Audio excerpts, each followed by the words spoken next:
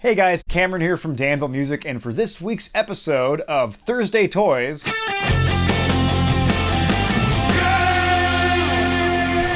Adam and I are going to be going over the new pedals from PRS. They've got a compressor, an overdrive, and a cool dual flanger thing, and we're going to dive in right now. Here we have in front of us are the three new pedals from PRS. From right to left, we've got the Cries, the Horsemeat, and the Wind Through the Trees. The Cries is an optical compressor, the Horsemeat is a transparent overdrive, and the Wind Through Trees is a dual analog flanger. Let's actually start with the optical compressor, and let's just hear what it sounds with a setting recommended by Paul Smith himself. Sounds good.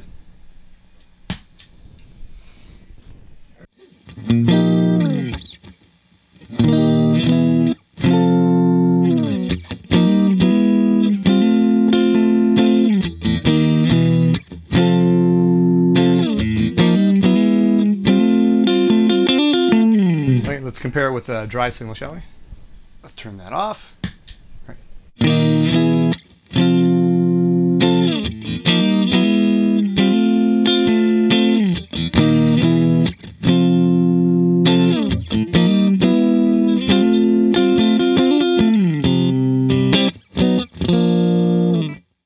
That sounds nice. Beefy, huh? Sounds really. What I really like about it is it doesn't seem to overly look how high that the compression knob is on that. It doesn't seem to overly squish the sound. You're still maintaining like a lot of fatness and clarity in there. It sounds really fat, but it's just leveling out those peaks a little bit, right? Yeah. This is based off the LA2A, right? Yeah, this is based off the LA2A compressor, which I've never used. I guess it's a really hugely famous studio compressor. You're a studio guy, Adam. Have you played through an LA2A before? Yeah, I think they're fantastic. I use it a lot, like in basically the plug-in models that they have. Mm-hmm. And what the LA2A does is it makes it really, really not invasive. It doesn't squash your tone. You don't get that really kind of quick, attack. It doesn't color it. It just rounds things out smoothly, and it's very subtle. It also works really great on bass. Right.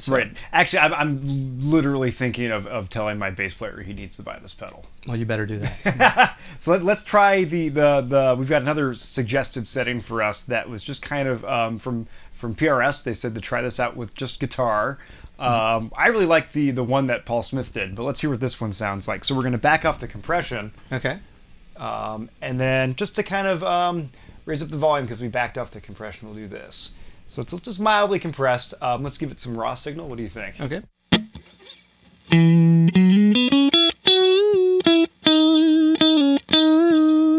More of a clean boost, right? Yep.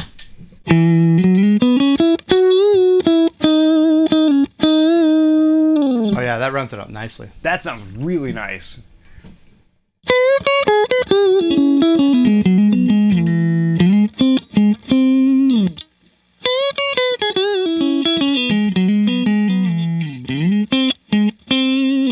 Wow.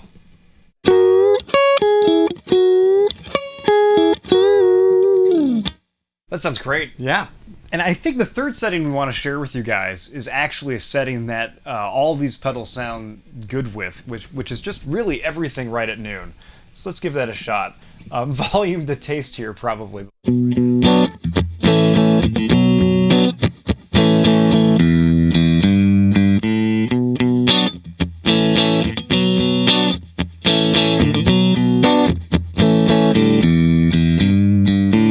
I love actually one of my favorite things about guitar tone are kind of the squishiness of the attack, and I really heard that here. For sure. It sounded awesome. Yeah, and as compared to something like if you're familiar with compressors, the 1176, like that one is good for if you want kind of in your face like sharp attacks and quick releases, and this is just nice, subtle, warm, and kind of like a nice old couch. Yeah, and actually one of my favorite things about this compressor too is I'm not a compressor guy, and I'm kind of a layman when it comes to using them, so I appreciate the fact it's 2 knobs, and you can generally set it anywhere you want, and it's going to sound great. Yeah. And for someone who doesn't use a lot of compression, this would be a pedal I would use very often because I guess you could call it a gateway pedal. For sure. To other harmful pedals that we'll get to. Oh no! All right, let's move on to the next one. What do you think? Yeah, that sounds great. I really like the Cries. All right, next we've got the Horsemeat, and I wonder what that's supposed to sound like. I don't know. I've never had Horsemeat. Have you? Actually, I have had Horsemeat. Oh man! And I had it raw, and it was when I was touring Japan, and our producer took us out to a restaurant, and Horsemeat is tasty, but it's pretty muscly, right? So I couldn't chew it for the life of me. I probably spent 20 minutes chewing this thing, and I couldn't swallow it because it was like a big chunk of horse meat in my mouth, and I had to I spent 20 minutes trying to figure out how to spit it out without insulting my producer.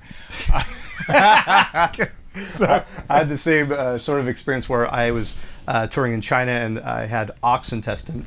Oh, and then wow. I was just chewing it for a long time, just waiting for the moment where he had to go. Like it was a promoter, and I was waiting for him to go to the bathroom, so I could just spit it out. Well, hopefully this is better than our experiences with ox intestine and real horse meat. I can't wait. Okay, so this would be the Paul Smith recommended setting. Yeah. Here we go. Clean, please. Okay, here we go.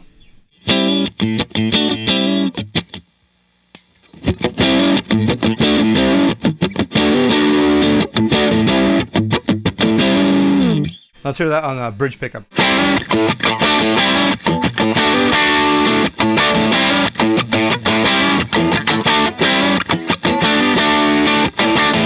Oh, nice. Yeah, That sounds awesome. Yeah, it's really great. So it's kind of, from the name of it, they're definitely doing a clon type thing. Right. I don't know if we can say that. I'm sure we can say that. Yeah. We're not going to get sued, are we? Please don't sue us. Clon type thing, but it does a little bit more than I think a typical clon because... Yeah, the voicings. It's got way more EQ options, which is really cool, and it's probably not retailing for $5,000 anytime soon. Right, yeah. Right. So the voice, the original clones don't have a voice knob, do they? It's more of a tone knob, right? Right. It's one tone, and so so here you've got a treble and a bass, but the voice does. I don't know if you can hear. We'll try to see if you can hear this, but it'll change the way it breaks up in the clipping from something that if it's on lower on the setting, it's going to be lower and fatter, and if it's higher on the setting, it's really glassy. Cool. So I'm just going to tweak that knob if you want to keep playing and see what it does. Yeah, let's do some.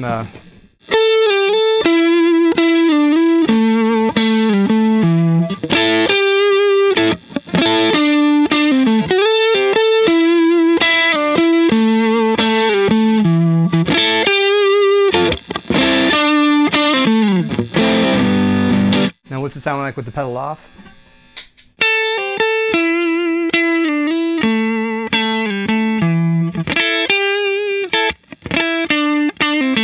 Good. So it sounds like the object is just to make it transparent, make it sound like your amp is doing what it's naturally supposed to be doing when it overdrives. Right. And you have a little bit of control over that global sound of it, right?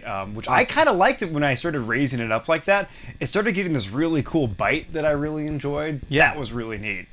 Yeah. Let's try another setting here. So let's try this other one. We're gonna lower the gain, and this is more of like a clean boost is what we're gonna be doing here. Everything in these pedals sound really good at noon.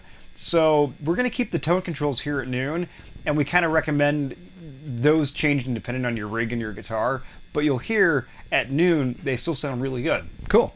All right, I'll put it, let's go. All right.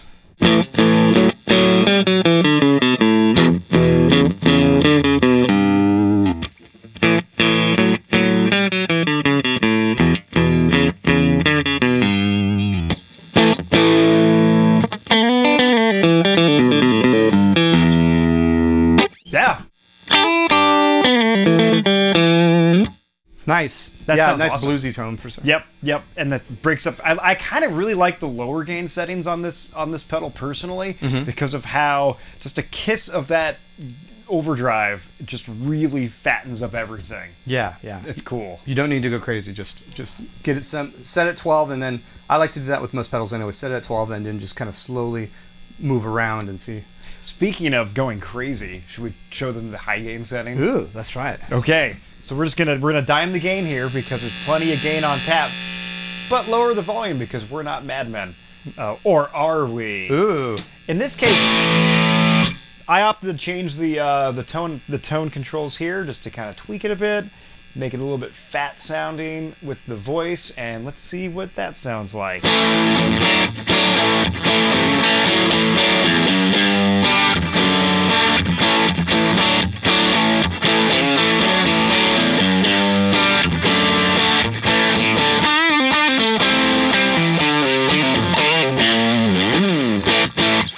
That Cool. sounds fantastic. I think that's awesome. Yeah. All right. Let's try my personal favorite of the three, the Wind Through the Trees. Ooh. All right. So we're going to start with, it's a dual flanger actually, and you've got essentially a mix blend knob between the two. So you can use it with just a single flange, obviously, or you can have two presets that you go back and forth. But really the magic of the pedal is combining the two in like a really cool way. It's titled The Wind Through the Trees because when both flangers are kind of working and interacting together, it sounds literally like wind through the trees would be a way to describe it. So let's just hear what it sounds like. Yeah, and I can see just by the controls, it's got kind of two different mix options. You can mix the LFO1 with the LFO2 and kind of go between those, but also you have a wet-dry mix. So it gives you a ton of possibilities and options, and I really like that. It'll probably make it excellent in the studio. And I don't think I've ever played through a dual flanger before. No. I don't think there's. I don't even know if there's another pedal out there that would do this kind of thing. I've heard dual phasers, but I haven't seen a dual flanger. And it's really amazing. So let's hear what it sounds like. Sure.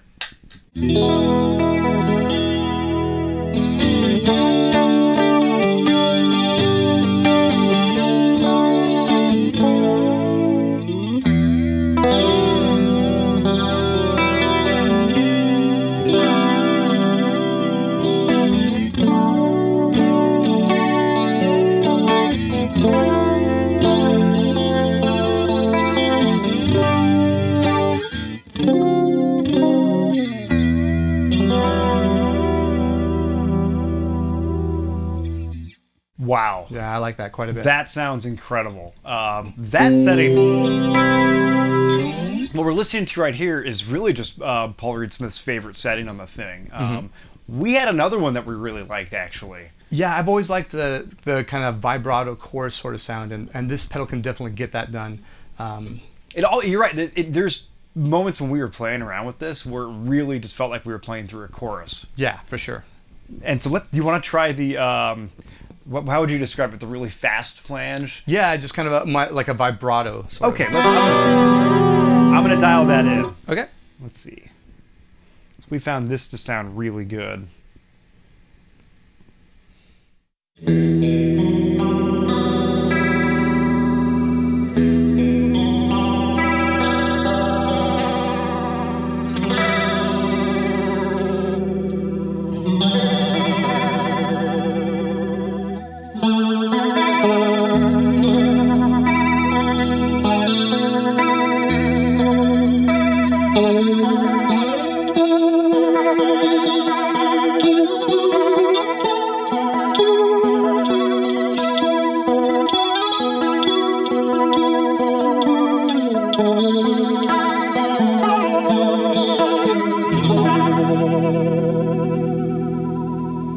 Wow. Yeah. Let's keep playing it. I'm going to cycle back and forth because we've got a fast flange here and a slower one. And I'm going to go between the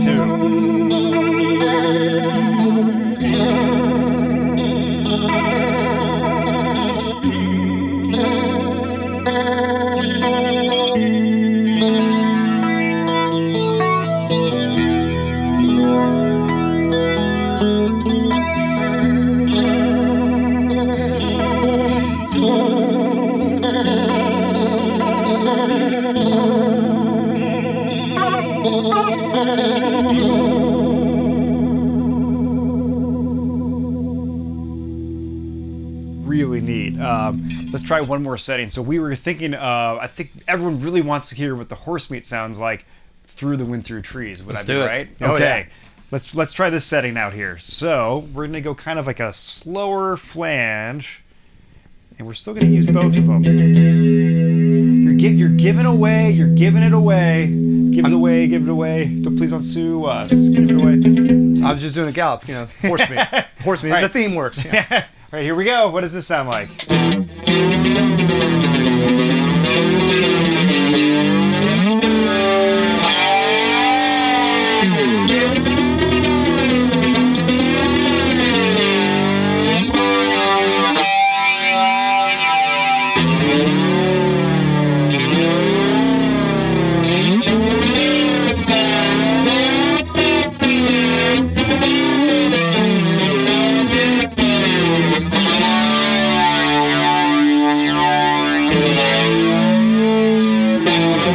Listen to that swirl that you get. Yeah, I love that. That was so cool.